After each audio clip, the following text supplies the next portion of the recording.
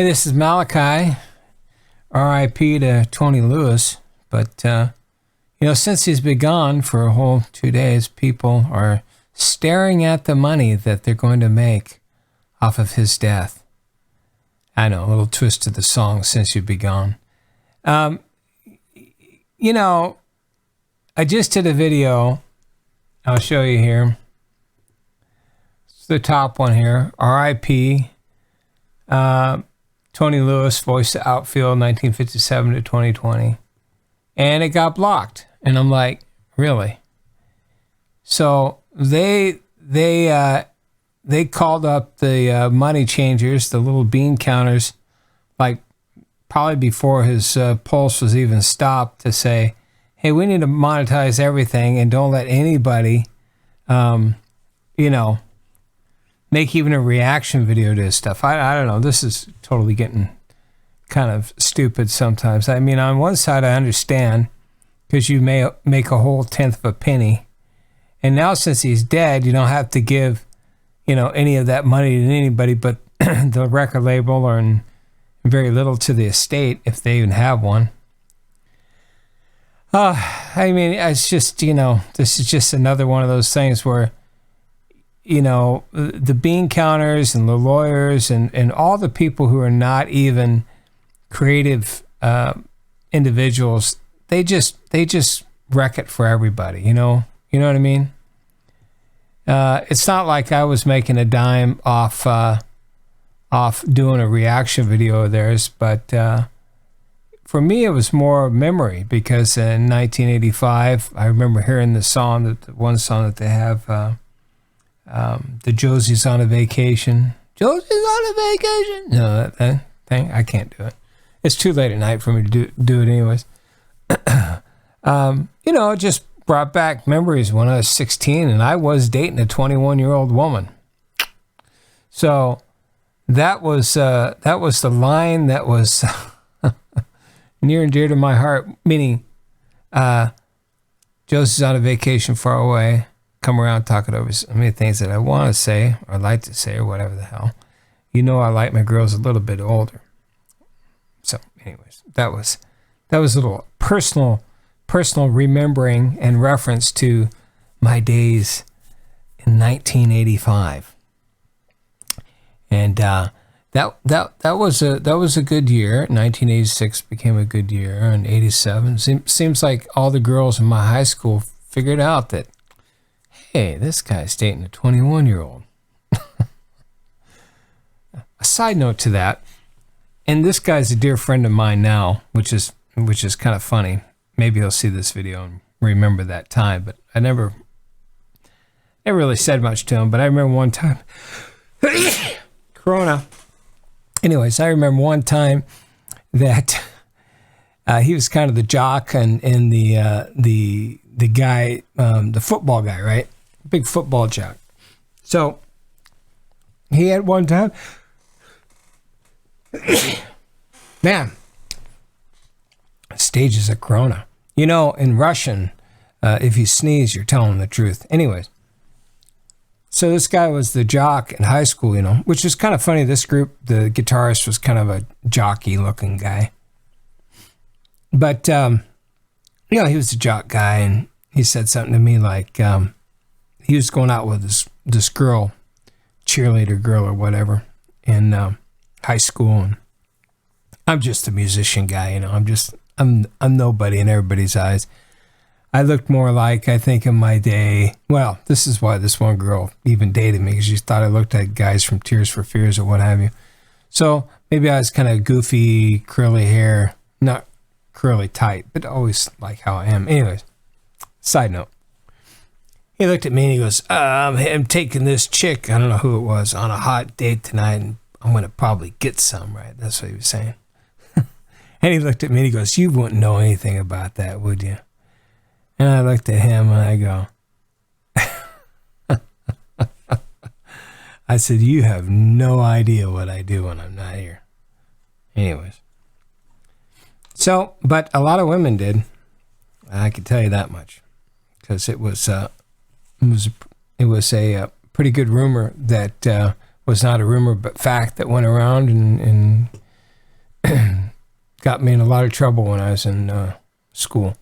Anyways, that's a very side-noted type comment, but it's kind of like music. Music will take you back to certain points in times, and that song, Your Love, always takes me back to that. Now, was it? So it's a good memory. There's some ups and downs with it, but of course, there's always ups and downs when you're dating a 21-year-old. So it was a great song, and it was a good memory, and I wanted to do a video, which I guess I'm doing right now, but I'm not playing any of the music. I just wanted to, it's just a memory. I never met these guys. I didn't really go to any of their shows. I know that they opened up, I believe, for Journey, when Journey was doing Raised on Radio, I believe was the last time, but that was a couple years later. I think their third album had come out, or maybe their second album, the Bangin' album, which is a good album, but Bangin', and then they had probably one of my favorite songs of theirs was No Surrender. It was probably their best video they ever did, and in my opinion, one of the best songs they ever wrote was No Surrender. Anyways, I can't tell you who I was dating then, but I remember I was going Eastern Washington. So that this group carried a lot of memories. I had all their albums, even the ones that kind of sucked that everybody kind of forgot. After it was after Voices of Babylon, when the drummer left, all the music changed. As far as I was concerned, their first album was good. It had some good drums in it because I'm more of a drummer than anything, right? That's what I am. Still a drummer to this day, right? So, even though they weren't Rush, which I was a big fan of, and progressive prog rock, stuff like that, they weren't that. But listening to the music, I knew the drummer hit the drums hard. You know what I mean? Had a real cool snare sound, a little big, that big snare sound they used to have back in the 80s. But it was tasteful, The drums, everything sounded really good on that. Especially the first album, everything sounded really good on the first album. The second album, it was okay. The third album, they got a little electronic, too electronic-y. They started doing drum machines, stuff like that. That's the problem with music sometimes. They start out with good intentions. They start out on the cheap. And sometimes you get this aspect of trying to make things too perfect. And you get too many fingers in the pie, like what's happening. And so all the fingers are in the pie now, knowing that, okay, this is the last guy. He's dead. He was the voice of the band, even though Spinks was pretty much the guy that wrote all the music. But, and he died a while back, I think in 2013 or something like that. I can't remember. Maybe it has on here when he died. I haven't really looked. But anyways, oh,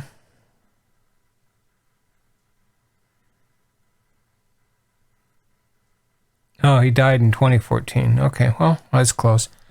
Anyways, good music, good songs, good production value, especially the first album. Second album was okay, but it had one of their best songs I ever think they wrote. So, and then it kind of tapered off into Spinks being still writing as if he was God's gift to women. Kind of like sometimes I listen to that going, come on, dude.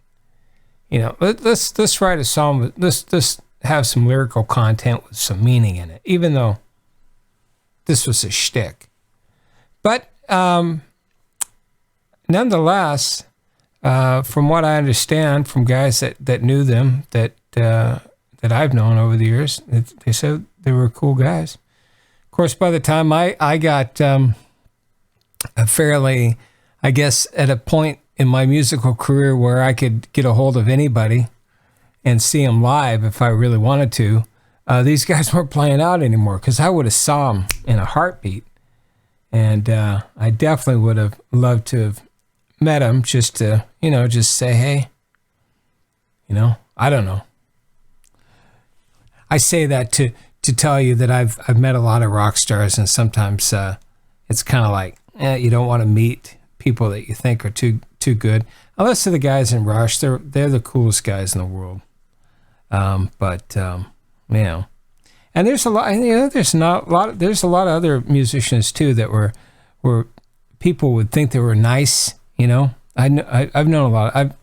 You'll have to come back on some of my other little stories that I tell sometimes of musical artists that I've worked with, and TV celebrities and movie people, and it's always interesting, as a person who loves to sit back and study personalities and people. I kind of sit back and I think, the world thinks that this guy's the nicest guy, or they all like him. This is a TV celebrity guy, and I knew for the longest time. And he was a nice guy, but he was a freaking drug addict, man. Total, and everybody around him was total just dweebs and suck-ups. And then I've met guys that, everybody goes, oh, that guy's an a-hole. That guy's, oh, nobody likes him, nobody. And then I meet the guy, and it's like, he's the coolest guy in the world.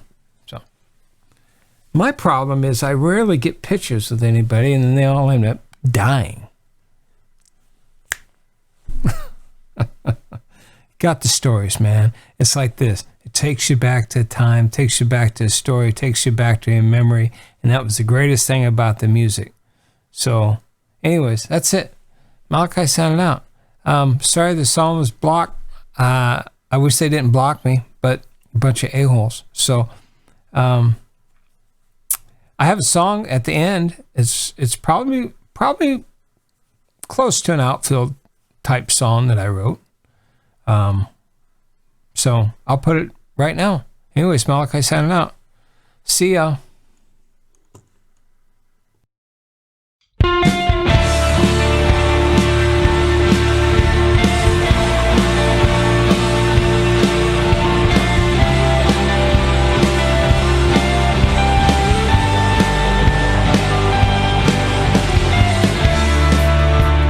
met by circumstance, fate of random chance, the only reason I laid eyes on you.